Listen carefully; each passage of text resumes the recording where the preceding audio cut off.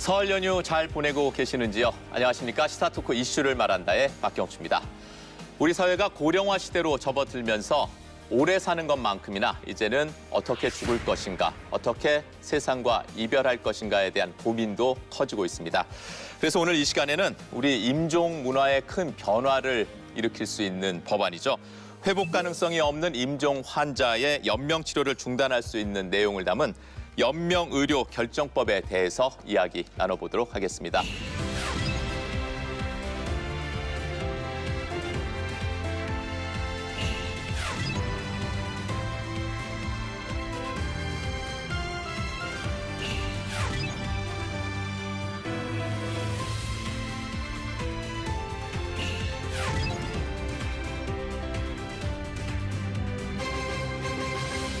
연명의료 결정법 석 달간의 시범 기간이 지나고 이제 지난 4일부터 본격적으로 시행에 들어갔는데요. 제도 시행에 대해서 기본적으로 어떤 입장인지 먼저 좀 얘기를 들어보겠습니다. 먼저 허대석 교수님, 이 연명의료 결정법 초안을 만드는데 큰 역할을 하셨다고 들었거든요. 네, 병원에서 임종하는 게 사회적 문제로 떠오른 게 약 20년 전에 보람의 병원 사건이라는 걸 기점으로 이제 논쟁이 시작이 됩니다. 네. 그러니까 97년도니까요. 20년이 조금 지났죠. 그게 20년간 많은 사건과 논쟁을 거쳐서 2016년, 지금부터 2년 전에 법이 통과되는데 그 참 특이하게 그때 생각한 거는 그날 국회 본회의에 국회의원이 203분이 나왔어요. 근데 한 분이 기권하고 202분이 찬성합니다. 만장일치로 거의 통과돼요. 그러네요. 네. 이 법이 결코 쉬운 법이 아닌데 이제 돌이켜 생각해보면 그때 국회의원으로 그게 표결에 참석했던 분들이 이 법을 다 자세히 이해를 했을까? 저는 그렇게 생각하지는 않고요. 확실한 거는 그날 표결되면서 나타난 거는 국민 누구도 고통스러운 임종은 원하지 않는다는 거에 대해서 명확하게 사회적 합의를 그 법안으로 그 표결을 했다고 봅니다. 예, 이제 그 연장선상에서 이제 2년 후에 이제 지난 일요일부터 시작이 되고 있습니다. 이 시행 전에는 찬반 논란이 꽤 있었던 법안으로 알고 있는데 우리 이명재 부소장님은 어떤 생각이십니까? 이 법이 나올까지 참 많은 찬반 논의가 있었습니다. 특히나 종교계에서 제일 우려하는 것은 깊이 논의되지 않고 어떤 그 바람을 타고 생명 경시 현상으로 확대돼서 소극적 안락사라든지 이런 미끄럼틀 효과를 가장 우려했습니다. 근데 다행히 이런 우려를 좀 막을 수 있었던 그런 여러 가지 합의점이 도달한 것 같습니다.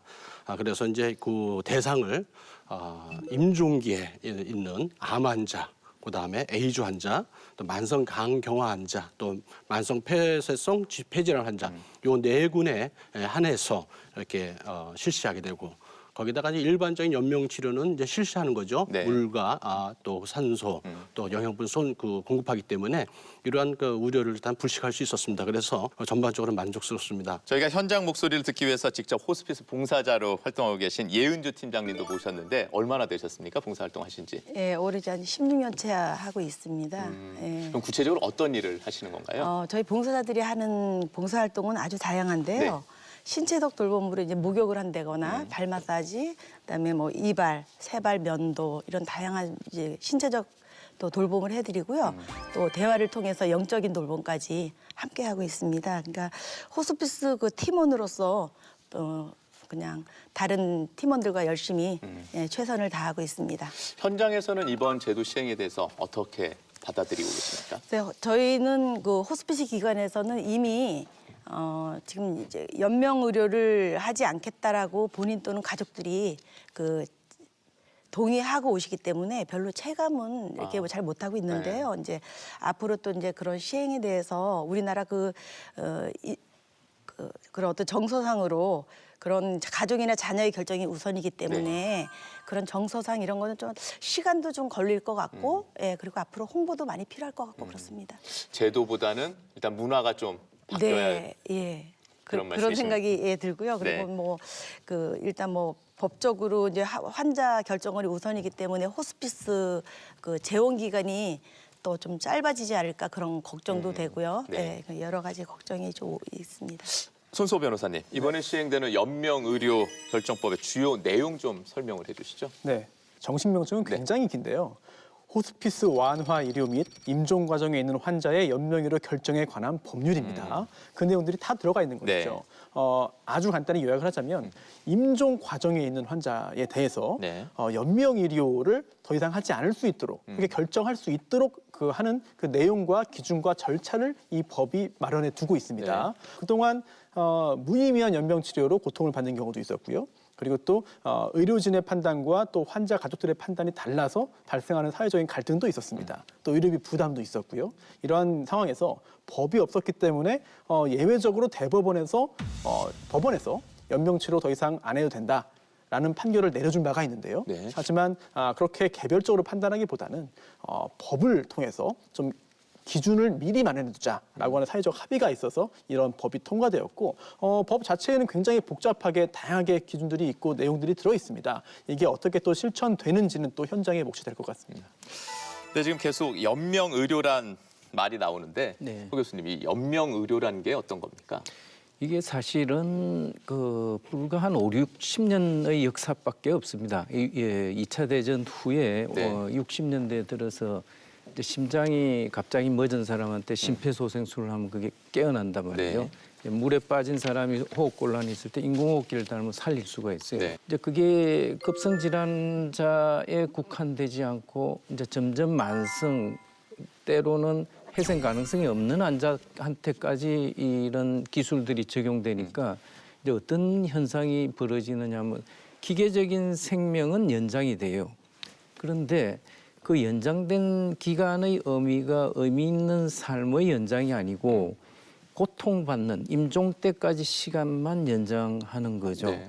그러니까 이게 과연 우리가 이걸 해야 되는가 하는 이제 회의가 자꾸 생기게 되는 거죠. 급성질환은 당연히 해야죠. 우리가 최선을 다해서 해야 되는데 회생 가능성이 없는 그 만성 질환자들에서 이는 의료 기술을 적용하는 게 과연 이 환자분을 위하는 것인가 하는 점에서 이제 사회적으로나 윤리적으로 우리가 논쟁이 시작이 된 겁니다. 네. 이 연명의료하고는 이 존엄사, 안락사, 웰다잉 이런 거하고 좀 관련이 있는 것 같은데 구분을 해줘야 되는 거죠? 예, 먼저 그러려면 죽음의 개념에 대해서 좀 정리해볼 필요가 있습니다. 네. 우리 죽음이라는 것은 이제 노화나 질환에 의해서 자연사가 있고 또 비자연사가 있습니다.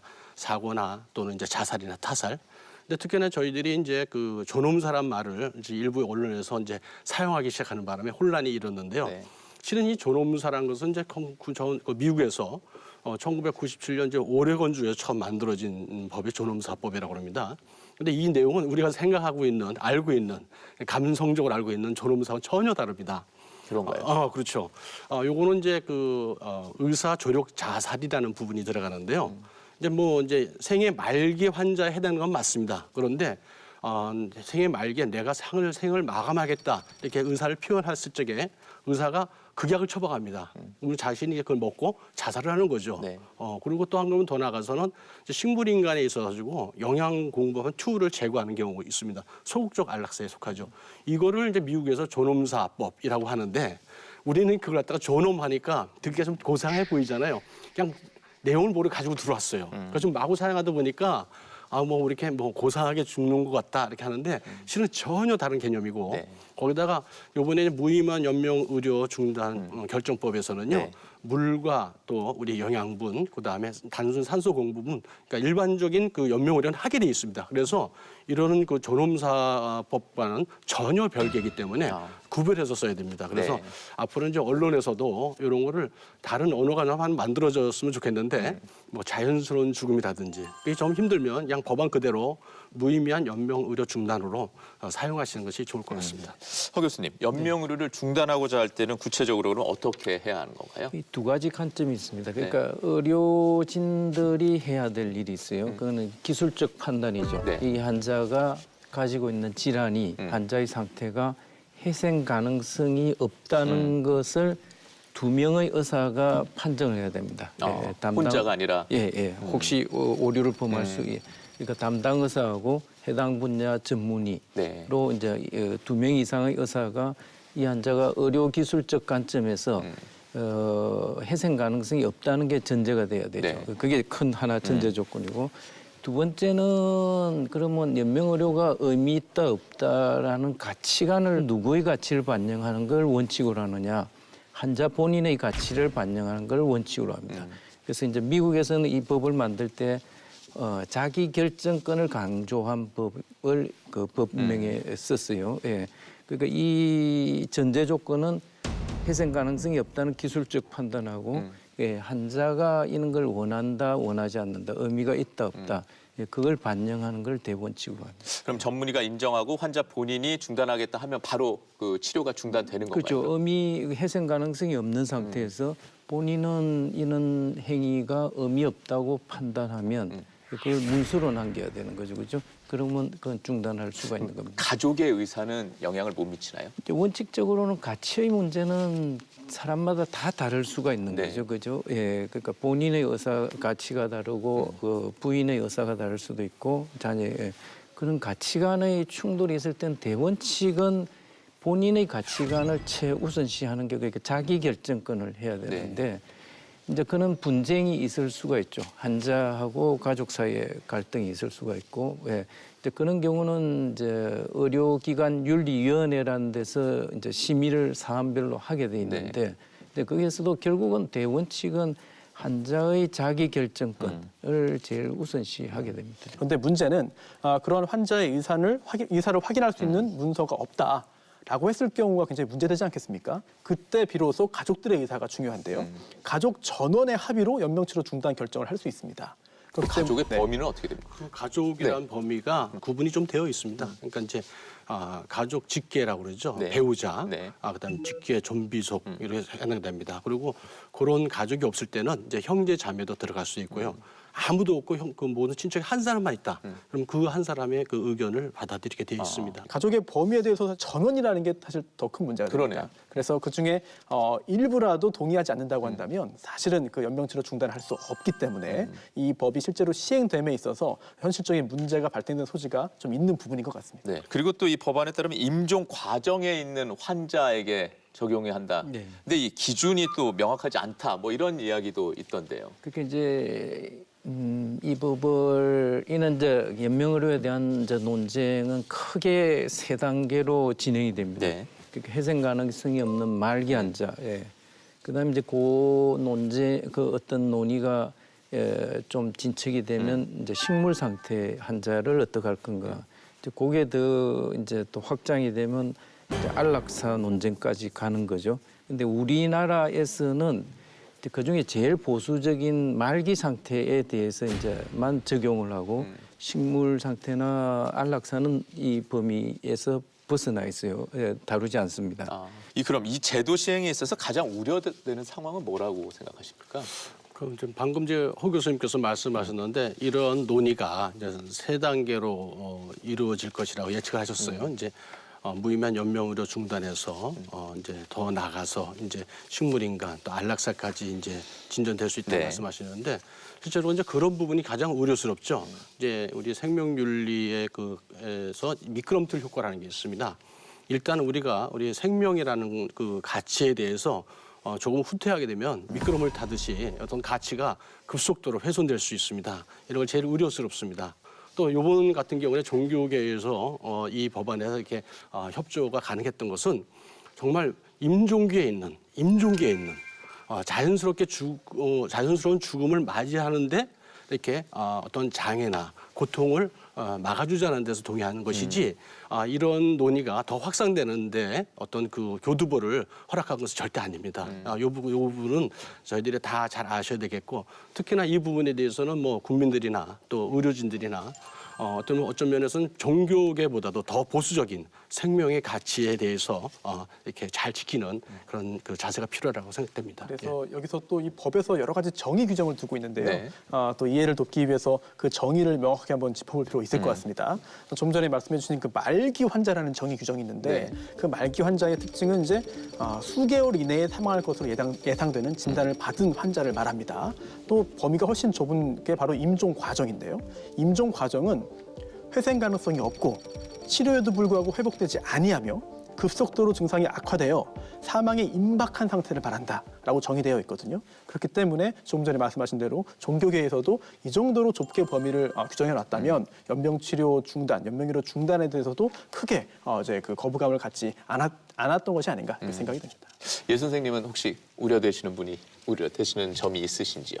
예, 본인의 그 의사결정 그것 때문에 호스피스 재원 기간이 짧아질까 봐 지금도 호스피스에 와서 충분한 서비스를 못 받고 이제 임종하시는 분들이 많거든요. 네. 근데 호스피스 좀 더 늦게 와서 이제 돌봄을 제대로 못 받을까 봐 예, 그게 가장 걱정스럽습니다. 이제 가장 현실적인 거는 그 문제입니다.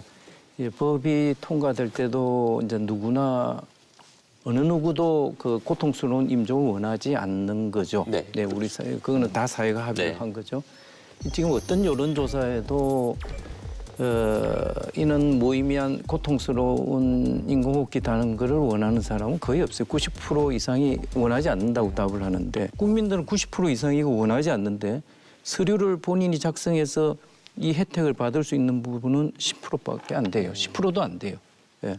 그러니까 뭔가 80%는 지금 이게 제도를 잘못 만들어 놓은 거예요.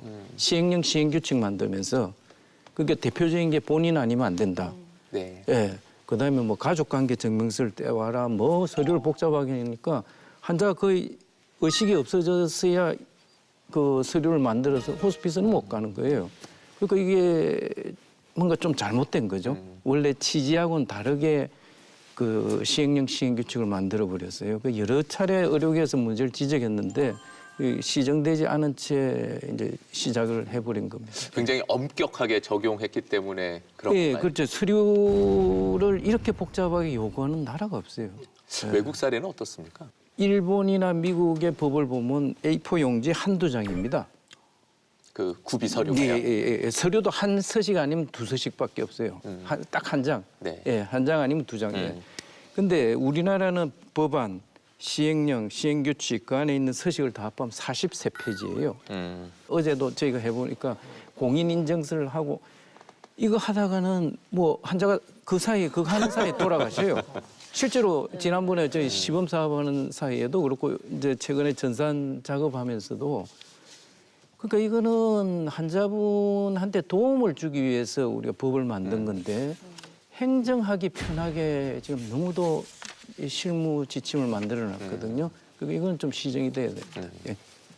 우리 hu 교수님 말씀하신 대로 이제 이런 것을 시행하는 데 있어서 문제는 이제 그 기준이 엄격하다 뭐 그런 것들은 이제 그 사안마다 엄격할 사안이 있고 좀 간소할 사안이 있습니다. 네. 특히나 이제 문서 작업 같은 것들은 좀 간소할 필요가 있습니다. 그리고 또 무슨 법으로 만들었으니까 다 되겠지 하는 것들은 좀 이렇게 너무 관료주의적이고 네. 또 법만능주의가 아닌가 생각돼요. 무엇보다도 이것은 법으로 죽음을 어떻게 가름할 수가 없습니다. 이건 하나의 문화인데 이 문화를 어떻게 우리가 공유할 수 있느냐. 실제적으로 이번에 이 법이 이제 시행되면서 홍보비가 한 4억 정도 책정된 걸 알고 있습니다. 그런데 4억 가구는 우리 국민들 7천만 원을 다 홍보할 수 없습니다. 네. 이런 것은 감성에도 호소해야 되고 또 그다음에 서로가 이제 공유할 수 있는 그런 홍보 작업이 필요합니다. 게다가 이제 그 인프라를 구성하는 이제 인적 자원들이 있어야 되지 않습니까? 이제 윤리위원회라든지 의사라든지 여러 가지 사회사업자든지 이런 분들에 대한 교육과 그 개념이 정립이 필요한데 이런 것에 대해서 정책적인 또 재정적인 지원책이 있어야 되지 않는가 하는 생각합니다.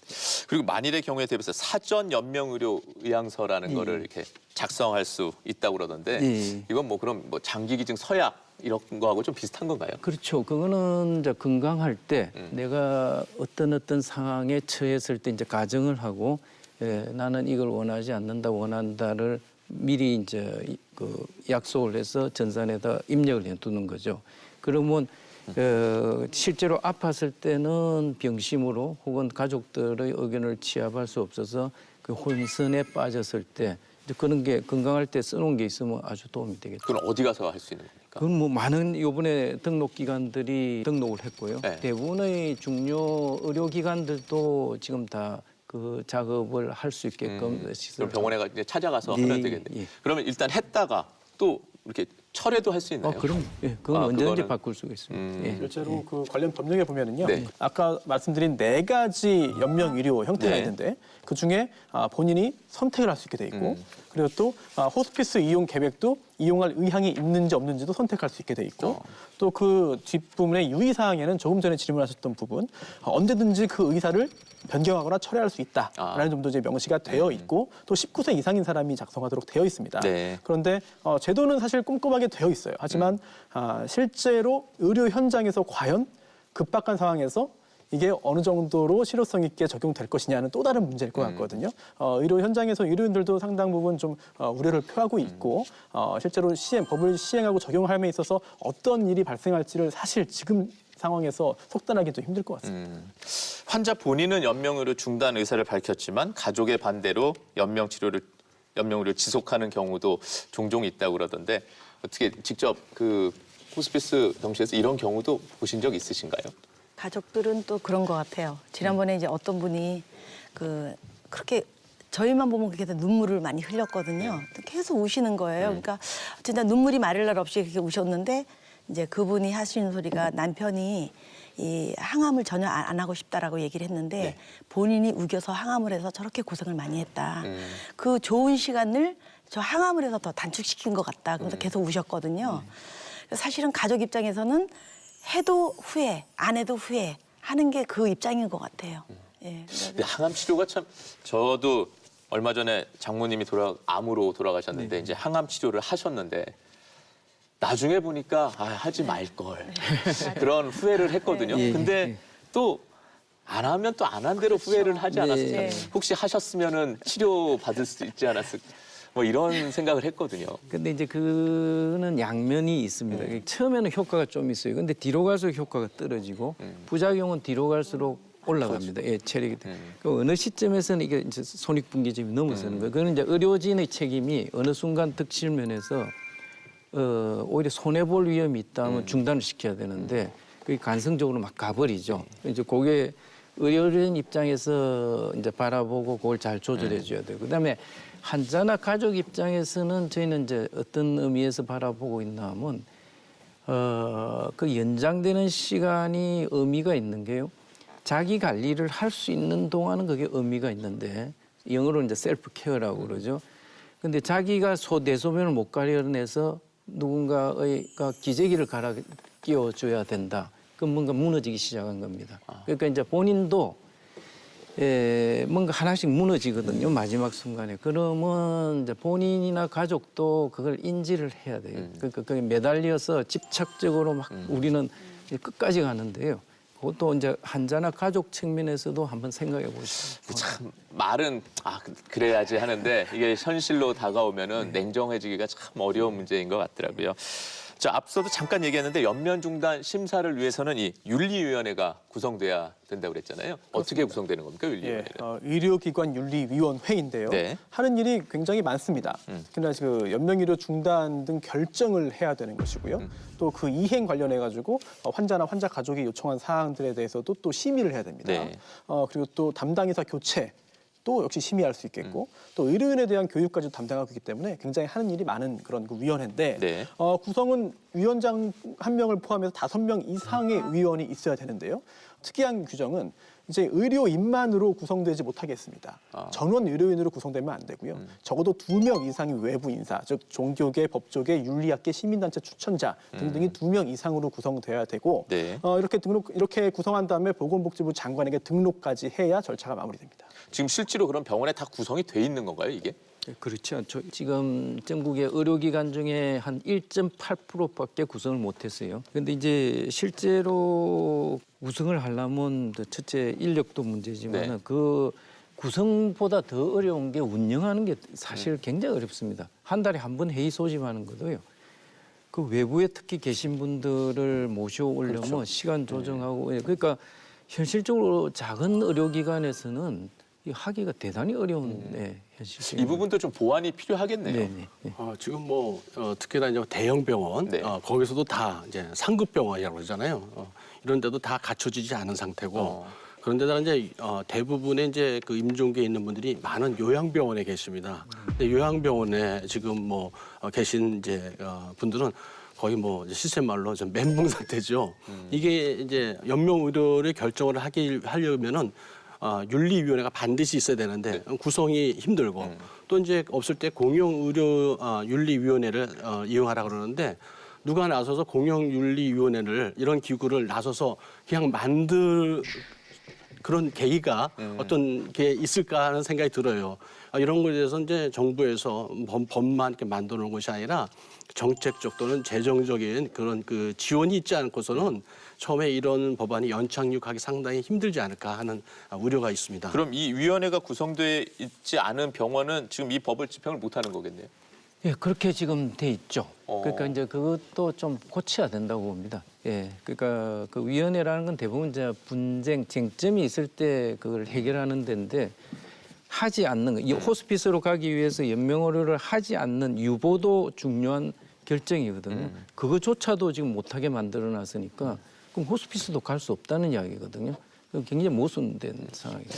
예. 우리 문화가요. 그리고 호스피스 병원에 가면 이제 이렇게 죽으러 간다. 네. 뭐 이런 기분을 많이 받는 것 같더라고요. 현장에서 보시기는 어떠세요?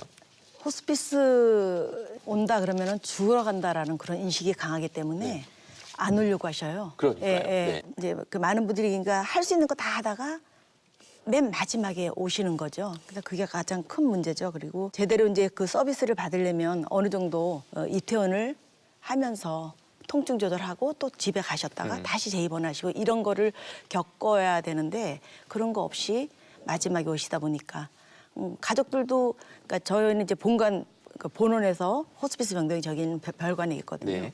거기서 그 같은 병원인데도 그렇게 먼 거리를 온 느낌. 이쪽 병원에 그렇죠. 같은 병원 안에서 같은 병원 안에서인데도 별관 호스피스 병동으로 오는 그 거리가 엄청나게 멀게 느껴졌다 이렇게 얘기를 하시거든요.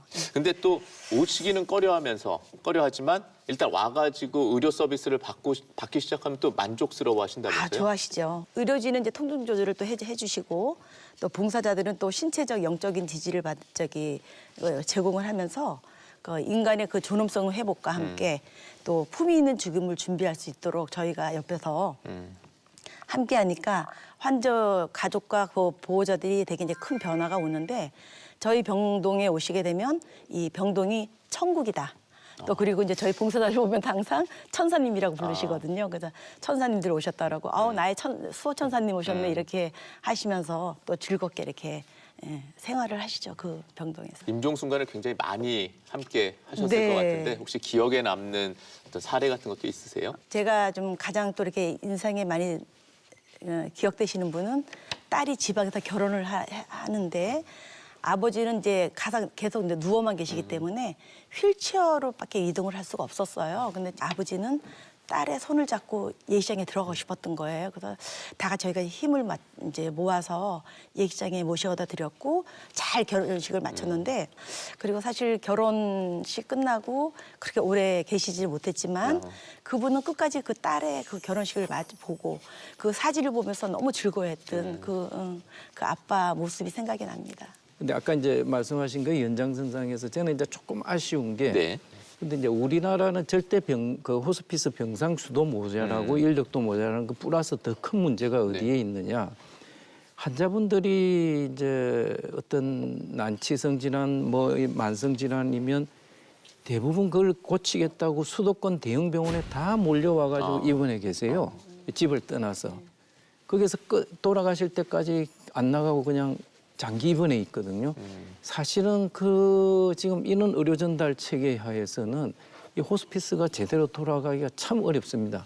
환자분이 지역 중심으로 가고 지역에서 집에도 계셨다가 또 간병하기 어려우면 그 시설에 가서 또 계시다가 이제 가정 호스피스가 같이 하면서 자연스럽게 임종을 맞을 수 있게끔 이제 우리가 제도화돼야 되는데 너무 기술 중심으로 의료가 발달하면서 너무 대형 병원에 지금 쏠려와 있거든요. 그런 점도 지금 우리가 극복해야 될 하나 장애 요인입니다. 그리고 호스피스 문화 정착에 또 이 금전적인 문제는 없습니까? 대부분 대형 병원에 와서 중환자실 가서 끝없이 연명 의료를 하게 되면 자기 평생에 쓰는 의료비의 절반 이상을 마지막 두서너 달에 다 쓰고 가세요. 예, 그러니까 그게 가서 불필요하게 낭비하는 돈을 오히려 호스피스 쪽으로 돌리면 국가적으로는 의료 자원도 절약하고 환자분이 훨씬 더 혜택을 받거든요. 근데 그게 지금 잘 선순환 구조로 안 돌아가고 있어요. 병원에서 맞는 임종보다 집에서 마지막을 보낸 사람이 훨씬 더 평온하게 간다. 마지막 이 가족들과 이별한다. 이런 말도 있는데 네. 그것도 맞는 말이겠죠? 그 뭐 너무 이게 당연한 말이죠. 그런데 그것들이 이제 그 외국하고 또 저희들하고 또 문화, 거주 문화라든지 이런 게 좀 영향을 많이 받습니다. 네. 저희들이 예전에는 그냥 주택에서 거주를 하다가 그냥 아파트 문화로 변했습니다. 그러다 보니까 집에서 임종하기가 힘들어요. 임종했을 적에 이 관이 엘리베이터를 타고 나올 수가 없습니다. 이런 거주 문화가 또 이제 이런 것들을 저희에게 상당히 그런 어려운 이제 환경을 만들고 있는데 지역 단위로 이제 임종실이라고 그럴까요? 이런 것들이 정책적으로 좀 만들어져야 됩니다. 실제로 4명 중에 3명은 이제 병원에서 임종을 맞는다고 하니까 집에서 이제 가족들과 함께 그런 환경에서 사망하는 경우는 생각보다 많지 않은 것 같습니다. 그런데 이제 그 주거 환경의 변화도 그 원인 중에 하나가 되겠고요. 또 하나 법적인 부분에서도 원인이 하나 있습니다. 네, 어떤? 병원에 있다가 임종을 막기 위해서 집으로 퇴원하는 경우가 많이 네. 있잖아요. 그런데 그렇게 했을 때 퇴원하고 48시간 내에 사망을 하고 또 사망 원인도 진료받았던 또 입원했던 그 원인이라고 한다면 이제 병원 바뀌지만 이제 병사 진단서가 나오죠. 하지만 그게 아니라 퇴원해서 집에 갔는데 48시간이 지나서 사망했다라고 하면 굉장히 복잡한 상황이 발생합니다. 이제 대한의사협회에서도 이제 발간한 그런 그 진단서 등 작성 교부 지침이 있는데요. 이 지침에 따르면 48시간이 일단 지나면 네. 이렇게 바로 병사 진단서를 내주지 않도록 되어 있습니다. 그러다 보니까 이제 경찰이 뭐 관여하게 될 수 있고요. 또 변사자 또는 변사 의심자로 판단될 경우에는 검사가 또 원칙적으로 검시를 또 하게 됩니다. 또 그렇지 않다 하더라도 의사가 검안을 해서 시체 검안서를 작성해주게 되는데 이렇게 됐을 경우에는 굉장히 또 장례를 치르는 데 있어서도 현실적인 복잡함이 생기거든요. 그러네요. 네, 이런 것도 실제로 이런 곤란함을 겪은 사례들도 심심찮게 찾아볼 수 있기 때문에 이런 것도 역시 집에서 임종을 맞는 데 있어서의 걸림돌 중에 하나가 아닌가 생각됩니다. 전체 환자로 치면 한 75% 정도가 병원에 와서 임종을 하시는데 그러니까 본인이 여건이 되면 어디서 돌아가시고 싶으냐고 하면 단연 집에서 돌아가고 싶어해요. 예. 그게 우리가 이제 전통 문화에 객사를 하면 안 된다 해가지고요. 뭔가 그 정서적으로나 예. 그게 이제 실제 있었던 환자인데 40대인데 유방암 환자였었어요. 예. 그러니까 이제 점점 집에서 그 간병하기 어려우니까 병원에 와 있는데 이제 죽기 전에 이제 뭘 하고 싶은가 봉사자분들이 가서 여쭤보고 하면 그 사람들은 뭐 이제 흔히들 죽기 전에 뭐 대단한 걸 하고 싶어 할 것 같은데 흔히들 뭐 버킷리스트니 영화도 있고 하는데 그게 아니에요. 그분 여성인데 40대 여성인데 딱 자기 죽기 전에 하나 해보고 싶어요. 집에 가서 가족들을 위해서 음식을 장만하고 설거지를 해보고 싶다는 거예요. 그게 일상이죠. 네. 그게 더 이상 못하게 된다고 생각하니까 자기는 너무 슬픈 거예요. 그래서 이제 우리 봉사자들이 다 부축해가지고 집에 모시고 갔어요. 그래서 한번 다 만져보고 예, 자기 평생 하던 돌아와서 돌아가셨는데 그게 우리가 집에서 임종하는 게 우리가 이제 그게 다 의미가 있거든요. 한 사람의 평생의 자기의 잔재잖아요. 그죠? 예. 그러니까 이제 아까도 말씀하신 대로 지금 이제 여러 가지 거주 여건, 가족 구성원 이런 게 과거하고 달리 이제 집에서 혼자서 그 간병하고 거기서 임종을 맡기는 굉장히 어려운 현실인데 이제 가정 호스피스라든지 이게 우리가 지금 시설 호스피스 입원형하고를 잘 어떻게 하면 이제 어느 일정 기간은 이제 집에 계시면서 방문해서 그분들 도와주고 이제 진짜 임종 직전에는 이제 의료기관에 와서 하고 이제 그는 우리가 뭔가 답을 찾아야 된다고 봅니다. 예. 제도도 보완이 돼야 되고 우리 의식도 좀 변화가 돼야 예, 되고 예, 그래야 예, 될 것 예, 같네요. 예. 연명의료 법에는 굉장히 엄격하게 지금 조건을 해놨다고 말씀하셨잖아요. 예, 예. 근데 이거를 조금 이제 뭐 좀 시행을 해봐야 되겠지만 좀 확대할 필요도 있다고 생각하십니까? 우선은 뭐 말기 환자를 대상으로 이 법을 어떻게 이제 적용하고 그게 상응해서 법보다는 규범이 바뀌어야죠. 변화된 여건 하에서 우리가 임종을 어떻게 받아들일 것인가 사회적으로 그게 이제 정착이 되면 자연스럽게 이제 지속적 식물 상태로 다른 나라의 예를 보면 넘어갈 걸로 봅니다.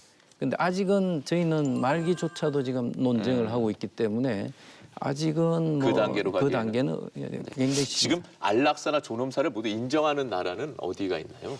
소극적 안락사는 생각보다 세계적으로 볼 때 많은 국가에서 채택을 하고 있습니다. 네. 반면 적극적인 안락사, 즉 저는 더 이상 살기 싫습니다라고 했을 때 약물 주입 등을 통해서 생명을 끊을 수 있게 해주는 적극적으로 도와주는 것을 허용해주는 국가는 주로 이제 서유럽 국가들이 많이 있는데요. 네덜란드, 벨기에, 스위스 등등입니다. 생각보다 그렇게 허용해주는 국가가 많지는 않습니다만 추세를 볼 때 점점 더 늘어나는 그런 분위기인 것만은 사실인 것 같습니다.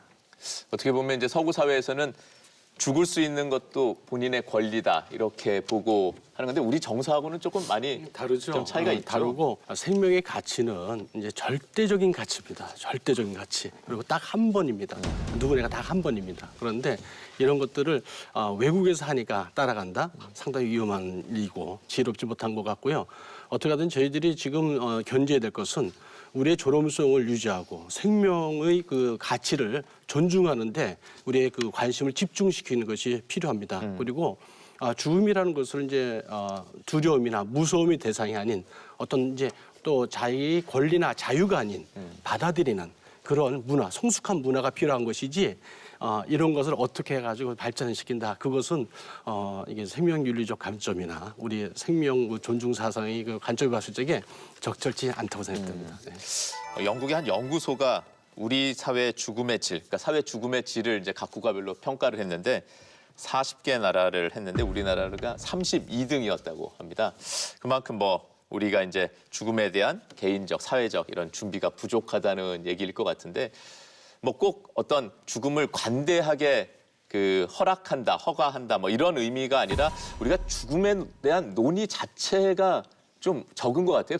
점점 논의가 많아지겠죠, 이제. 네, 제가 본 데는 이제 저희가 이제 더 이상 뭐 치료할 게 없다고 말씀을 드리면 어떻게 받아들이는 분위기를 많이 느끼나 하면 분명히 세상 어딘가에 어떤 약이 자기한테 맞는 게 있는데 그걸 못 찾았다. 좋은 의사를 못 만났다고 생각하고 여러 의료기관을 돌아다니는 분들이 굉장히 많습니다. 때로는 뭐 그 성취할 수 있을지 모르겠는데 그렇게 함으로 인해서 많은 귀한 시간을 잃는 거거든요. 그러니까 뭔가 더 이상 치료 안 된다를 마치 실패한 것처럼 자기가 노력을 안 해서 실패한 것처럼 혹은 자녀가 부모를 위해서 뭔가 최선을 안 한 것처럼 받아들이는 그는 뭔가 우리 성장 지향사회, 성취 지향적인 문화가 지금 팽배해 있거든요. 네. 그러니까 우리나라 평균 수명이 영국이나 미국보다 더 깁니다.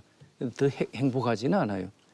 예, 때로는 내려놓고 받아들일 부분이 있는데 예, 그걸 우리가 함께 생각해야 됩니다. 예. 이렇게 쭉 각 이렇게 임종하시는 분들 지켜봤을 때 네. 어떤 분들이 좀 뭐 이런 표현이 좀 그렇지만 행복하게 마지막을 하시는 것 같던가요?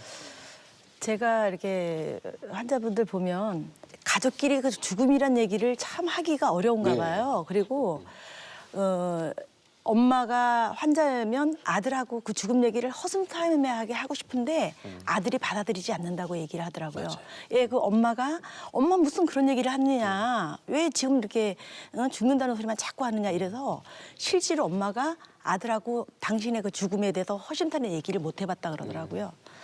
그러니까 그거를 가장 큰 고민으로 하고 또 그 엄마는 끝까지 남겨지는 아들에 대한 그 걱정 근심으로 엄마는 자기 죽음을 올바로 생각해 볼 수 있는 그런 여유를 갖지 못해서 이제 그런 분들 보면 죽음에 대한 얘기를 갖다가 일단 가족끼리 못하기 때문에 어떻게 준비할 것인가 또 떠내보내는 사람은 어떻게 할 것인가 이런 거에 대한 준비가 전혀 안 되기 때문에 평상시에 젊은 사람도 자기 죽음에 대해서 좀 생각해 봤으면 좋겠고요. 또 자기 죽음을 생각해 봐야 어떻게 할 것인가에 대해서 질문이 일어날 것 같아요. 그럼 잘 살지 않을까요? 네, 그런 생각이 들어요. 네. 근데 저희 가족 중에서 제일 아직도 기억에 남는 분은 사촌 이제 형님이셨는데 50대 후반에 이분이 간암을 한 3년 앓았어요. 예, 그러니까 뭐 계속 나빠지고 병원을 왔다 갔다 했죠. 한 번은 이제 응급실에 오셨어요. 그러니까 혼수 상태에 오신 거예요. 그러니까 간이 나빠지면 이제 혼수 상태에 빠지. 그래서 뭐 열심히 해서 이제 의식은 돌아왔어요. 그 방에 제가 그날 뭐 문명경 갔더니 뭐 이제 가깝게 지내던 형님이니까 자기가 어떻게 될 거, 얼마나 남았는지에 대해서 솔직하게 이야기를 해달라. 그 형님 이제 그 이야기를 했어요. 언제 그거는 뭐 우리가 정확하게 예측하기는 어려운데 요번에 혼수 빠지지 않았느냐. 언제 의식을 잃을지는 장담을 못한다. 간이 나쁘기 때문에. 그래서 알았다고 그래서요. 뭐 근데 이제 그때부터 그 병실에 이제 제가 문병 갈 때마다 간호사나 다른 분들한테 물어보면 병실에 변화가 일어났다는 거예요. 그 나중에 이제 돌아가신 다음에 그 이제 그 자녀들을 만나서 그 일주일 사이에 무슨 일이 일어났는가 이야기를 들었더니 본인이 이걸 탁 받아들이신 거예요. 예, 자기가 임종에 임박했다는 거. 그래서 이제 가족을 하나하나 방으로 불러 이제 가까운 이제 가족들은 불러서 자기 하고 싶은 이야기도 하고 예, 이제 내 있는 친구들은 전화로 이 작별 인사 다 하고 하루는 딸이 왔는데 갑자기 물어봤대요. 아버지가 돌아가시고 나면 너가 아버지에 대해서 뭐가 제일 생각이 날 것 같더니 딸도 이제 깜짝 놀라가지고 갑자기 좀 뭐라 답을 해야 되지? 갑자기 이래. 아버님이 이제 술을 약주를 좋아하시니까 약간 기분 좋게 술 드시고 들어올 때 집 입구에서 뭐 부르는 노래가 있었대요. 그 노래 소리가 듣고 싶을 것 같다 했더니 그래 녹음기 가져와. 노래로. 그러면서 아빠 생각날 때 들으라. 그러고는 그분은 마지막 일주를 그렇게 하고 자기는 중환자실 안 가고 인공호흡기 한다고 돌아가셨어요. 저희들 이제 봉사자들 가서 이야기 들어보면 인간관계 상처들을 굉장히 많이 갖고 있어요. 특히 가까운 가족하고 그 딱 풀고 가야 되는 거거든요. 이제 그는 본인한테도 굉장히 중요한 그 접근이고요. 근데 남은 가족한테도 그런 게 저는 필요하다고. 그 스티븐 잡스가 이제 췌장암으로 이제 사망했잖아요. 그래서인데 이제 사망 1년 전에 의사 선생님에게 1년의 당신의 기간이 남아 있습니다. 이제 그 진실 말하기를 이제 듣고 알게 됐어요. 그러고 나서 스탠포드 대학에서 한 그 유명한 연설이 있습니다. 죽음이라는 게 어떤 큰 에너지를 가질 수 있고 의미를 주기 때문에 본인이 죽음이 1년 남았다는 거를 알고 나서부터는 자기의 시간에 대한 개념과 이런 가치가 완전히 바뀌었다. 그러면서 여러분들 항상 죽음을 생각하면서 여러분의 최선의 삶을 살아라 하는 연설문이 있어요. 그것처럼 미리 준비하는 삶, 또 받아들이는 삶 이런 것들이 저희 문화에 좀 필요하지 않을까 하는 생각이 듭니다. 세상과 이별하는 가장 좋은 방법은 어떤 거라고 생각하시는지. 우리 모두 죽잖아요. 네. 예, 죽고 또 죽어야 내 인생이 완성이 되는 거잖아요. 그러니까 그냥 지금 열심히 살면 좋을 것 같아요. 지금 열심히 살고 또 그러다 보면 계속 열심히 사는 과정에 또 죽음도 생각해보고 그 어떻게 그럼 살 것인가 또 의문을 나한테 던져보고 예, 그러다 보면 잘 이 세상과 갖고 이별을 잘할 수 있지 않을까라는 생각이 들고 그러니까 제가 말씀드리는 결론은 잘 살아야 잘 죽을 수 있다. 이렇게 알겠습니다. 말씀드리고 싶습니다. 네. 사실 이 연명의료 결정 법에도 답이 하나 들어있는 것 같습니다. 그래요? 이 법의 제정 이유 또 이제 1조의 목적이 있는데 이 부분에 보면은요. 자기 결정, 환자의 자기 결정을 존중하고 인간으로서의 존엄과 가치를 보호한다고 돼 있거든요. 본인의 존엄과 가치를 어떻게 하면 가장 잘 스스로가 존중할 수 있는지 그것 역시 살아가는 것도 중요하고 생활하는 것도 중요합니다만 이제 세상을 떠나는 과정도 중요한 것 같습니다. 떠나는 과정에서의 본인 스스로의 존엄과 가치를 어떻게 지킬 것인지는 사실 모든 사람마다 다 다를 것 같아요. 자기 자신의 어떤 그런 상황을 한번 상정해보고 생각해보고 미리 생각해보는 것이 좋을 것 같습니다. 네. 사람들은 보통 어떻게 살 것인가에 대해서는 굉장히 부단히 고민하고 또 생각을 합니다. 하지만 정작 세상과 어떻게 이별할까에 대해서는 그렇게 많이 고민하는 것 같지 않은데요. 이번 연명의료 중단법 시행과 더불어 우리 사회가 이 죽음에 관해서 좀 더 자유롭게 토론하고 생각할 수 있는 그런 분위기, 문화가 만들어졌으면 좋겠다 이런 생각을 해봅니다. 자, 오늘 네 분 이야기 함께해 주셔서 고맙습니다. 네, 시사토크 이슈를 말한다. 오늘은 여기서 인사드리겠습니다. 다음 주에 다시 뵙겠습니다. 고맙습니다. Would you change?